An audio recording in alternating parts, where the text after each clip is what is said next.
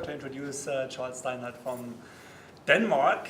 He's not from Denmark, but he's now an associate professor, I can say, at DARC.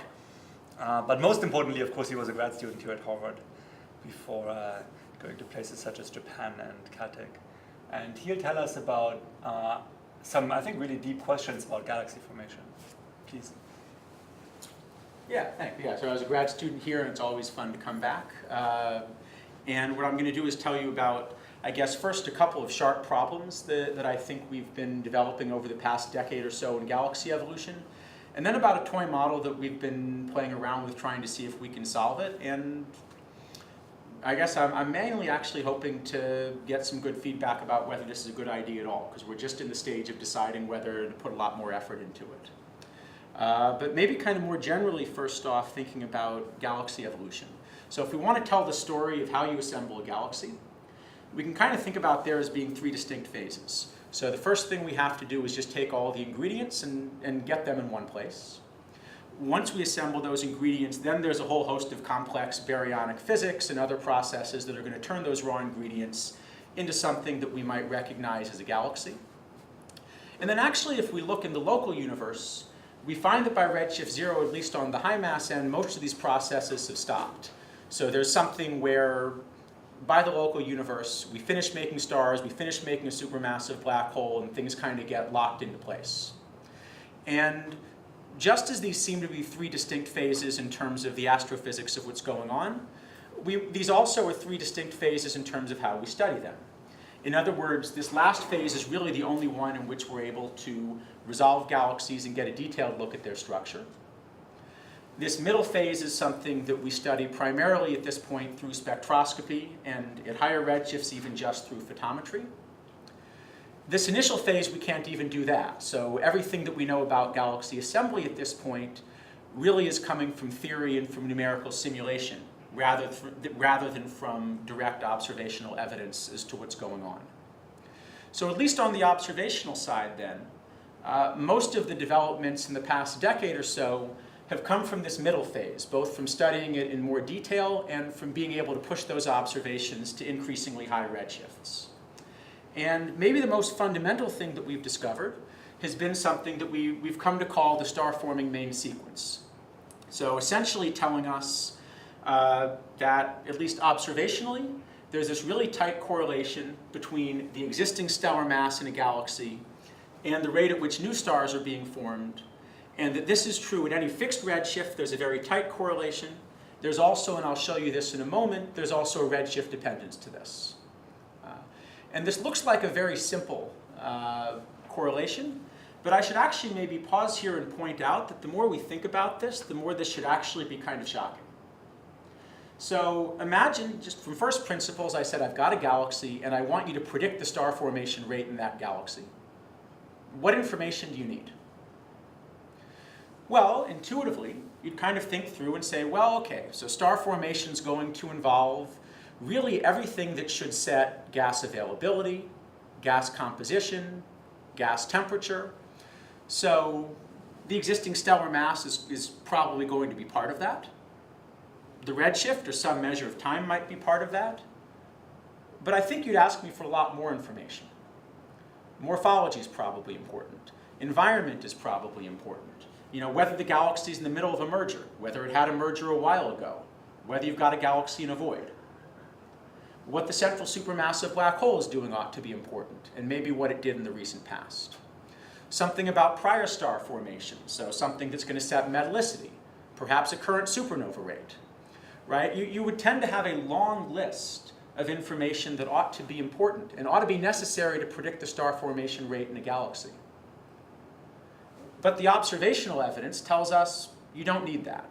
That actually you can predict all of this to within a factor of a few just from stellar mass and redshift, just from stellar mass and time, and actually even the wrong measure of time.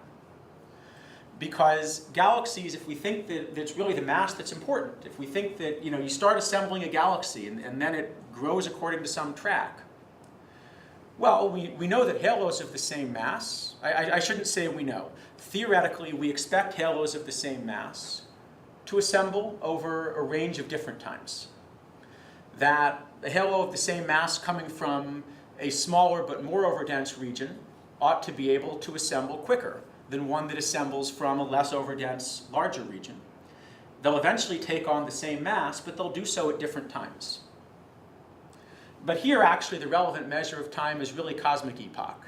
It's not even some kind of local time based on the history of the galaxy. So the more we think about this, actually the star-forming main sequence ought to be pretty puzzling. And really needs more explanation, and this isn't something that should seem natural, as simple as it looks, okay? But having said that, I mean, I'm showing you one study, but actually there have been a couple dozen of these studies just over the past decade, okay? These are studies that have different star formation rate indicators. They have different ways of selecting star-forming galaxies. They're working at different wavelengths, and every one of them essentially agrees, at least qualitatively, on what's happening, okay? That there is a main sequence like this everywhere that it's been tested. And they agree, at least broadly, on the redshift evolution, that as we go toward higher redshift, first, star formation rate per unit mass, or specific star formation rate, is increasing, okay? This is probably intuitive. It might be as simple as there's a lot more gas supply, and so you can make stars at a higher rate early on, and then as we deplete that gas, the star formation rate goes down. Okay? The other one of these is something that maybe, again, is a little bit more puzzling, but really well established observationally, which is that as we go toward higher redshift, at least the most luminous star-forming galaxies are actually becoming more luminous. Or to put it another way, the biggest galaxies seem to finish their evolution very early in the universe and then turn off, whereas lower mass galaxies seem to continue evolving later on. Okay? So maybe that one's a little bit less intuitive, but the point is there's at least good qualitative agreement between all of these studies I showed you on what's happening with the star-forming main sequence. And at least if we just read those studies, it was good qualitative agreement, but maybe less good quantitatively. So for example, if we take this star-forming main sequence, maybe one of the easy things to pick out is just this slope. And if I take those couple dozen studies and show you the slopes that they reported, looks like a little bit more of a mess, right? So that on the right, toward late times, maybe there was better agreement. But toward earlier times, they were reporting more and more different slopes for this star-forming main sequence. So what I thought might be going on is, well, maybe this is a calibration issue, right? What's happening is, as I had mentioned, we have these studies that have many different ways of selecting star-forming galaxies and measuring their properties. They're all calibrated against each other on the right at very low redshift. So maybe what we're learning is just that galaxies at higher redshift don't quite look enough like low redshift galaxies that these calibrations continue. And I think that would have been a very natural answer. Turns out that's not the answer. And I had an excellent undergraduate summer student, Josh Spiegel, who's now a graduate student here, who kind of went through this with me. What we thought we were going to do was to learn about these calibrations. What we discovered instead is that it was predominantly actually a much simpler answer. So I mentioned some of the other differences between these studies. Well, they also are doing things like assuming different stellar initial mass functions, assuming different extinction curves, in a couple cases even assuming different cosmology. Okay, so I can't tell you which IMF is right.